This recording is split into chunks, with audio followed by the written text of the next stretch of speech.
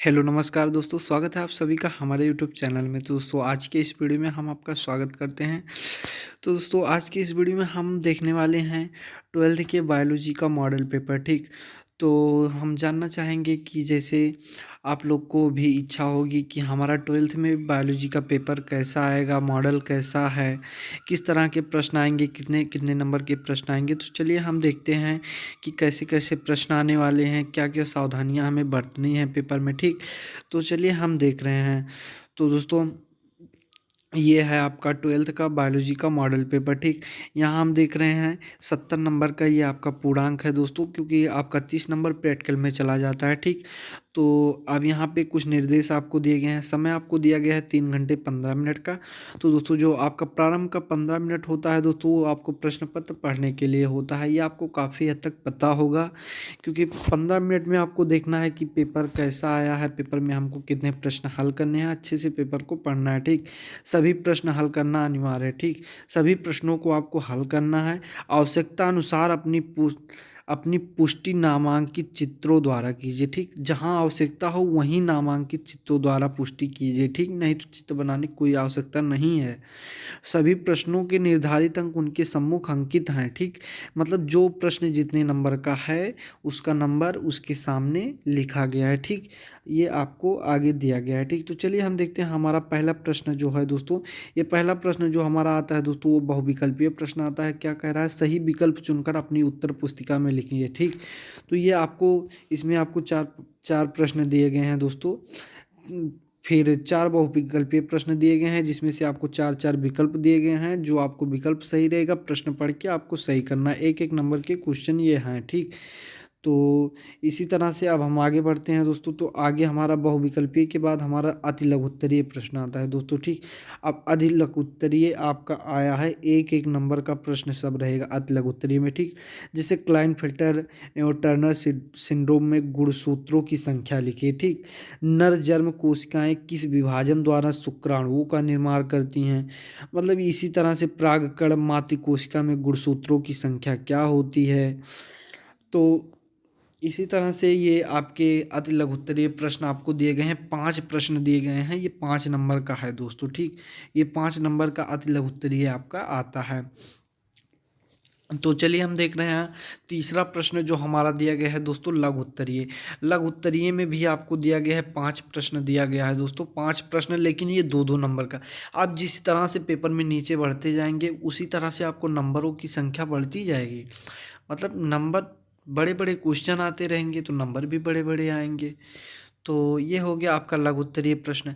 अब लघु उत्तरीय प्रश्न में आपको ज़्यादा तो लिखना पड़ेगा। अगर आप अधि लघु उत्तरीय में 1 लाइन लिख रहे हैं तो इसमें 3 लाइन लिखना पड़ेगा कम से कम। तो लघु उत्तरीय में आप देख रहे हैं पक्षियों में लिंग निर्धारण को स्पष्ट कीजिए। वाटसन तथा क्रिक द्वारा प्रस्तुत डीएनए के द्विकुंडलित मॉडल मतलब डबल हेलिक्स मॉडल का स्वच्छ नामांकित चित्र बनाइए। अब प्रतिरक्षा क्या है, इम्यूनिटी पूछ रहा है दोस्तों। आर्किड पौधा आम के पेड़ की शाखा पर उग रहा है। आर्किड और आम के पेड़ के बीच पारस्परिक क्रिया को आप कैसे स्पष्ट करेंगे।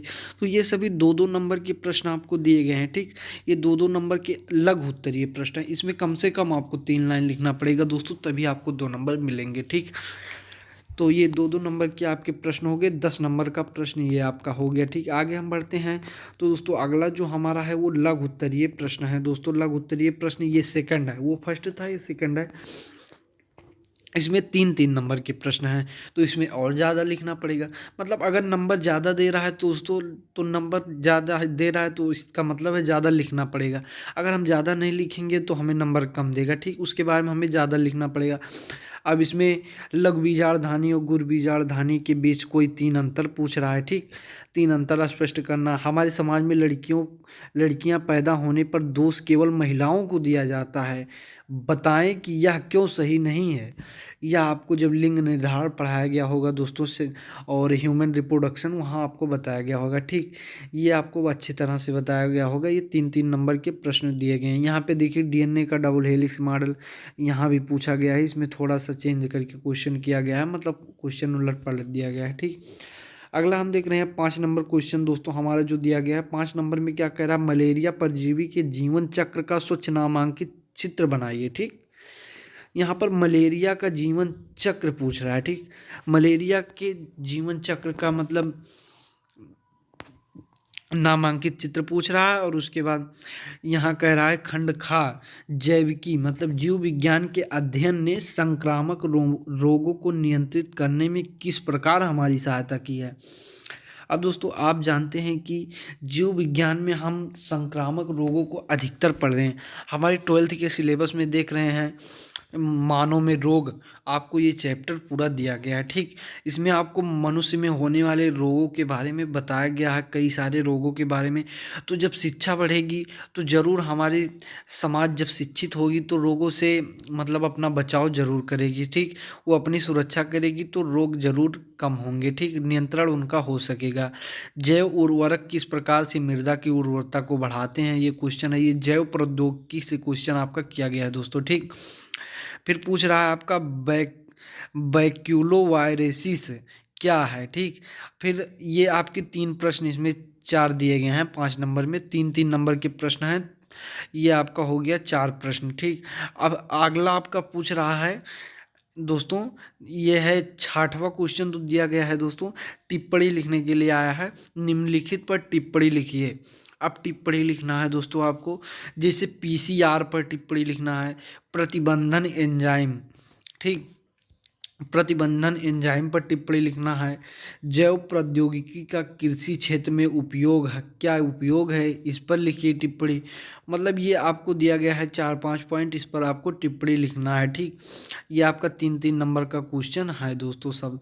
इसी तरह से हम आगे बढ़ रहे हैं दोस्तों। तो हमारा दीर्घ उत्तरीय प्रश्न आता है। दीर्घ उत्तरीय आपका अथवा करके आता है, किसी एक को करना रहेगा, ठीक।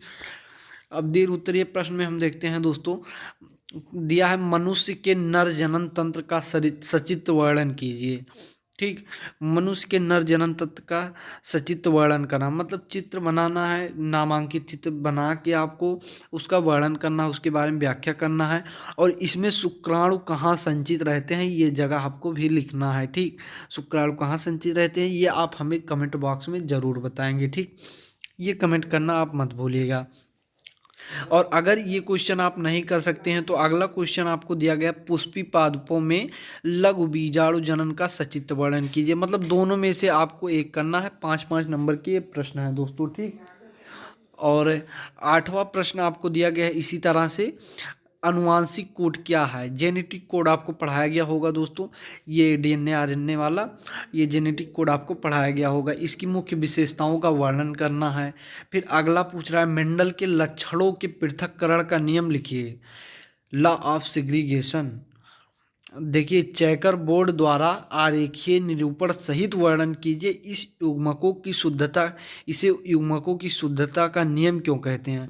दोस्तों ये आपका मेंडल का जो रूल्स पूछ रहा है, इसमें मेंडल्स का रूल्स दोस्तों तीनों में से एक ना एक जरूर आता है, चाहे प्रभाविता का नियम, चाहे ये पृथक्करण का नियम, फिर या फिर तीसरा नियम, ठीक। दोनों तीनों में से कोई ना कोई एक जरूर आता है, ठीक। ये हर साल पूछा जाता है दोस्तों, ये आपको पढ़ के जाना है, बहुत ही इंपॉर्टेंट क्वेश्चन आपके लिए है।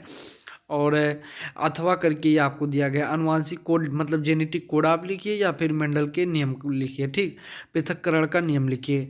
और अनुकूलन को परिभाषित कीजिए। मतलब अनुकूलन क्या होता है, मतलब जैसे हम मान ले रहे हैं वातावरण के अनुकूल नहीं अगर हम हो पाएंगे, तो जैसे ठंडक ज़्यादा हो रही है, अगर उस ठंडक को हम नहीं सह पाएंगे तो हमारा तबीयत खराब हो जाएगा, सर्दी जुकाम मतलब ऐसी प्रॉब्लम्स हमको होंगी, ठीक। तो अनुकूलन मतलब वही अनुकूलन को परिभाषित करना है, उसकी परिभाषा को लिखना है कि अनुकूलन क्या होता है, ठीक। इसी तरह से अगर वो आपका नहीं कर सकते हैं, उदाहरण भी आपको उसमें देना है, 5 नंबर का प्रश्न है। और अगर वो आप नहीं कर सकते तो किसी भौगोलिक क्षेत्र में जाति क्षति के मुख्य कारण क्या हैं, यहाँ जात की क्षति को लिखना है, ठीक। यहाँ ये मुख्य कारण बताना है। तो ये आपका बायो का मॉडल पेपर हो गया दोस्तों। तो मैं आशा करता हूँ कि ये वीडियो आपको बहुत अच्छा लगा होगा दोस्तों, और हमारी वीडियो को एक प्यारा सा लाइक कर दीजिए दोस्तों, और हमारी वीडियो को ज़्यादा से ज़्यादा शेयर करें। दोस्तों हम अपने नेक्स्ट वीडियो में आपके लिए नए नए इंपॉर्टेंट क्वेश्चन लेके आते रहेंगे। और इम्पॉर्टेंट नोट्स के लिए आप हमारे टेलीग्राम चैनल को ज्वाइन करें, कमलेश जी क्लासेस के नाम से है, ठीक। या फिर हमारे व्हाट्सएप ग्रुप को ज्वाइन कीजिए, जिसका लिंक आपको डिस्क्रिप्शन बॉक्स में मिल जाएगा, ठीक। वहाँ से आप इम्पॉर्टेंट नोट्स को भी पा सकते हैं, 9, 10, 11, 12 के नोट्स आपको मिल जाएंगे। तो हमारे चैनल को ज़रूर सब्सक्राइब कर दीजिए दोस्तों। हम मिलते हैं अपने नेक्स्ट वीडियो में, तब तक के लिए धन्यवाद दोस्तों।